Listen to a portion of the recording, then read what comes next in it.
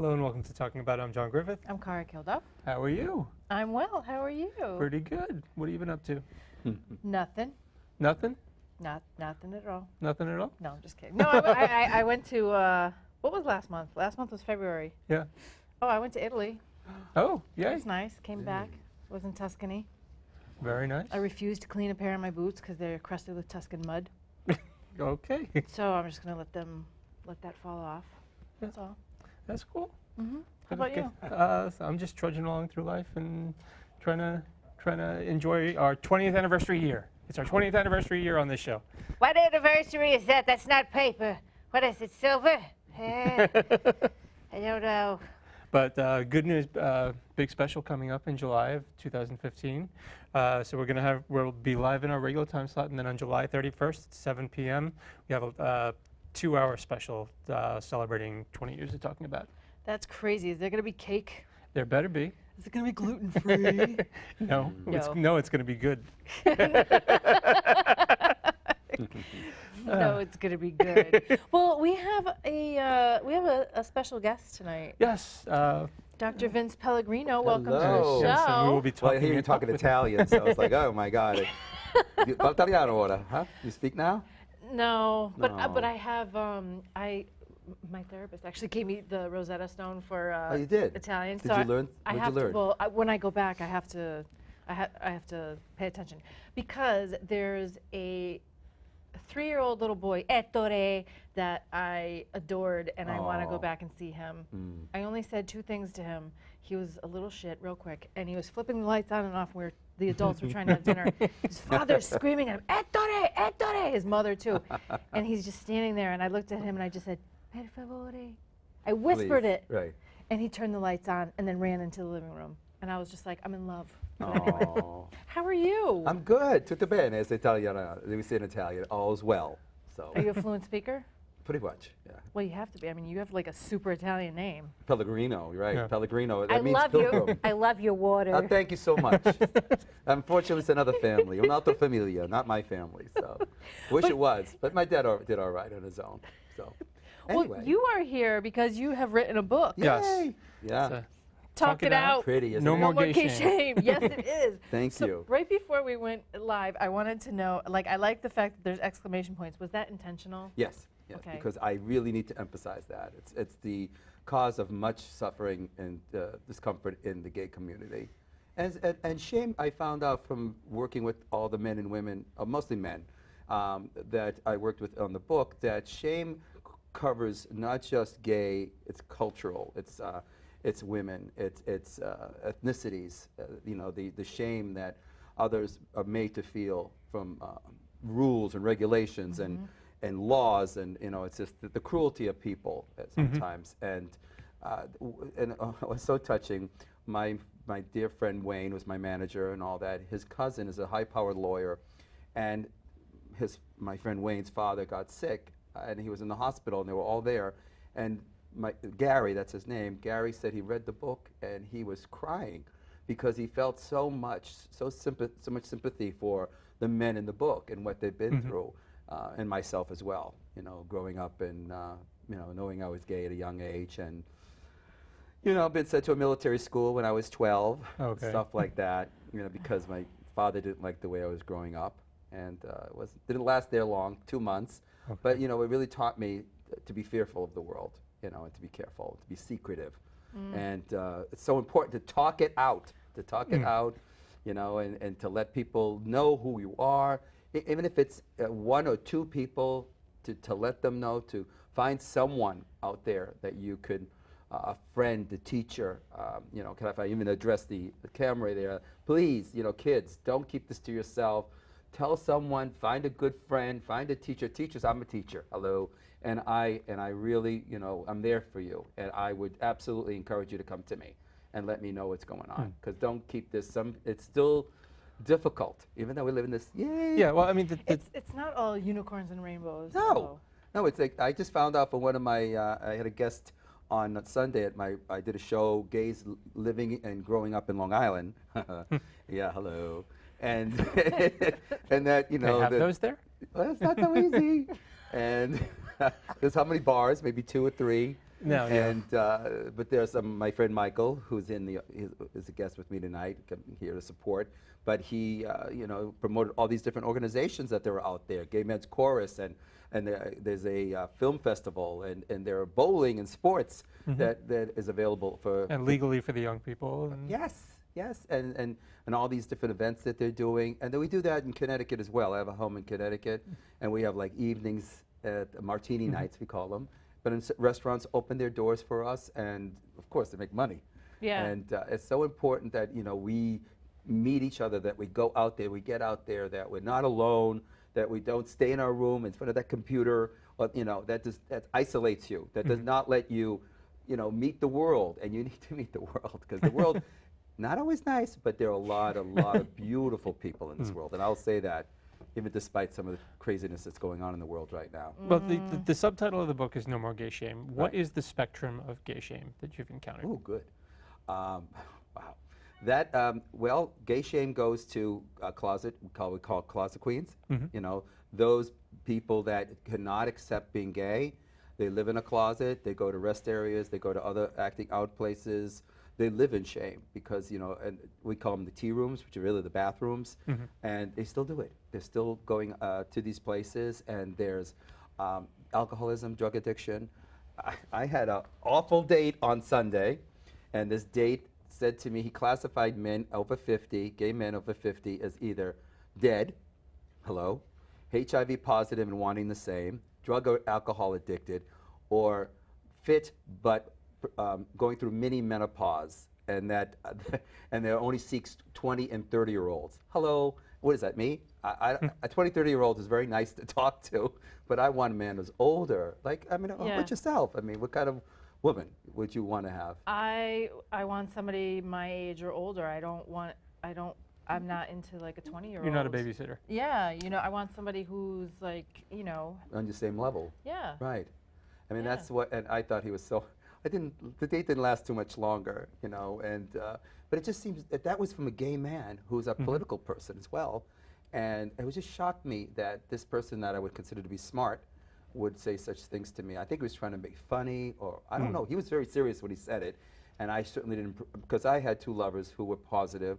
They knew I was negative, and yet they wanted they wanted the relationship. And they're both no longer with us, and that breaks my heart. But, you know, this is what the world is, you know, but to hear that kind of stuff from other gay men, that's the shame. You Okay. know? Yeah, recently it actually set the internet on fire. A well-known out actor. Which one?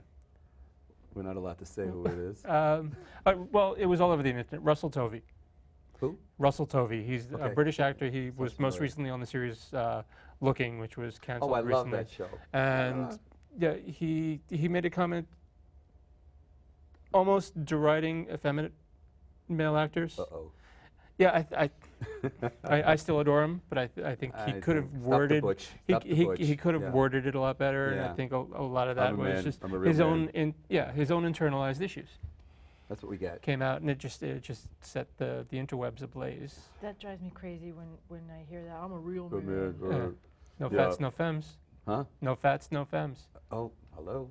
You know, that's someone else said to me recently that gay culture is very fat shaming. You know, but I thought the Bears were like being popular and everything else, and I don't know. It just seems to be we still are at odds with one another. We still don't know what do we want, and this is what the book. These guys really are very open. They're out. They talk about. They cross all lines. Young, older. They're from all different geographic places. They're from a cross of ethnicities. They talk about, you know, I have a friend who was from Mexico. His father sent him away, away from the family. He was happy to go because the father supported him. Not that that's a good thing, but he was sent away. When I did the book signing at Elmo, there's a young woman came up to me. You know, it was part of the show that we did, and she said the same thing. Her family sent her away. It's very painful, and that what's that about? That's shame. You know, I'm not good enough. You know, I'm not good enough to you. You know, and that's again, those messages still being made in our culture that we have. Oh, absolutely, absolutely. And not on the outside, but in the inside as well. And but we also talk about one of my other topics or chapters are called the gay communication game, where guys don't really talk to one another. You know, it's all about how hot you are. Right. Or, you know, I'll talk to you if you're hot. If you're not, forget it. You know, I'll look, hello. You know, I don't look at you. It's like women, the nasty girls I used to go to in bars, straight bars when I was in college, and how they used to, when guys, good-looking guys would go up to them and they would go, ugh, ugh, ugh. You know, like, what? I'll take them. What are you talking about? It's like, I just, you know, the way people, it's called a filtering model, and we look at appearance first, and then after that is behavior, then it's roles, and psychological similarity. But what we're so quick to, you know, slap someone down. Or classify. And then they wonder why they're alone. Yeah. Hello, you know? Like your date the other night, I Oh, can God, guarantee you I couldn't wait gonna- for him to be alone. He's going to be very alone. Oh, he will be. Yeah, and he was upset because he really liked me. I was set up from a matchmaker. Oh, Matchmaker. Yeah, Me like, a match, forget find it. me a find. Find me a find, catch me a catch. Yeah, well, I don't know. I mean, I've gone through several venues. In fact, I just wrote an article in Edge magazine about dating at a certain age in the new age. That's what I call it. And so it's not easy. Is this book, because I know that you teach. And read look at the back. I have the back. I have pictures of some of the guys. And these two guys. They were one of them's passed away already. Okay. Drug addiction. This is my best friend over here, and this is other younger gays. And so it's cross-cultural, and each one I quote each one of them about and what they say in the book. But each one of them had their own unique experience. But my friend Wayne, who always never saw himself as really that attractive, feels that he was invisible in the gay world. That men didn't look at him, that didn't associate, and that's part of the whole. You want to, Yeah, just pop it down. Yeah. You teach at Hofstra University. Yes. Is this something that you would bring into the classroom? Well, I would like to. I am sort of, again, whether the students need to know my life. It's on the profile. The book itself is in the showcase at the building, Herbert building, and Herbert Hall, and which I'm very pleased of. I'm very supported there. Most of my colleagues are gay or lesbian, and I just feel that's a wonderful environment. But even then, I don't, I'm not that open. I have no problem with it. But as I mentioned in the green room before, that even when I mention the word gay as an example, the class still gets quiet. Really? Yeah. Tell me about it. It still gets that. Oh, no, I don't get like, oh, no, I mean, no, everybody gets quiet. Wow. So it's still this underlying shame that goes on. So, but anyway, so it's so important just to talk about it because the opposite of gay shame is pride. Right. Yeah. And that's why it's so important to talk it out. Is this, I mean, you have a radio show as well. Right. Dr. Vince does a lot of things, guys. So, I mean, what is because I'm not familiar with your radio show. And Thank you. I mean, what can you? 5 years at Hofstra on WRHU, 88.7 FM. It's on every Sunday night at midnight. I know it's a little late. Sometimes I fall asleep listening in. But we have a great show coming up this Sunday. Again, we're reprising Gays in Long Island, growing up gay in Long Island with my friend Michael and his friend Jace. And what this is going to be, it's up for an award. It's been by the operations manager. It's been into an award for, I believe it's Long Island Public Radio. Okay. It's very exciting. A lot of the good things have been happening. The show is on again every Sunday night at midnight. And it's called Talk It Out. Talk It Out with Dr. Vince. And is this, I mean, is this what the substance of the show is? Basically, yeah, yeah. I mean, I usually base the shows on what I write about on Edge magazine, edgeonthenet.com. Okay. So which used to your former co-host JC used to write for, or does write for. I'm not even sure what JC does now. JC's not sure what JC does right now. We love you, JC. I know you're watching because I you're love still JC. alone. So yeah, this is so it's all very exciting. Right now, as far as my personal life, I'd like to find love, and I just wrote You're a catch. Thank you. I hope so. Yeah. Well, again, it's not easy. Well, the next time we have our favorite matchmaker on, we'll have to have you back, and I'll have to set you up. Matchmaker, seriously, because I'm a romantic Italian. I love love. Well, where can people find out more about you? Oh, well, you can see me on Facebook. Again, that's Okay. on, I have a Talk It Out page, Talk It Out, with, I think it's called Talk It Out. And then, of course, the book is on sale on Amazon, Okay. Kindle, and on paperback with what's called Create Space.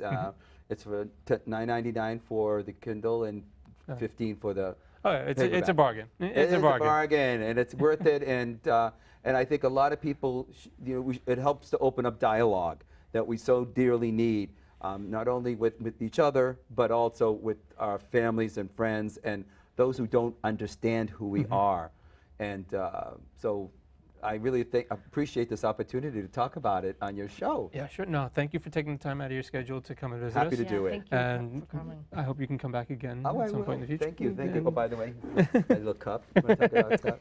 Yeah, It's got mugs. Look at that. This is for when It's the Dr. brand. It's the This is when brand. Dr. Vince is sipping water when he's on his radio show. Oh, yeah, I'm gonna be. Or well- since he's a life-loving Italian, there might be something other than water. Of course, in it there. is something other than yeah. Vino è buono. All And right. we'll have links to Dr. Vince's site on www.talkingabout.info. Thank you again. Thank you so much. you, It's a Dr. pleasure. Always a pleasure. Nice to see you again. Molto piacere in italiano. Thank you very much. Thank you, John. It's a pleasure. And That's what I'm talking about, talking about, talking about.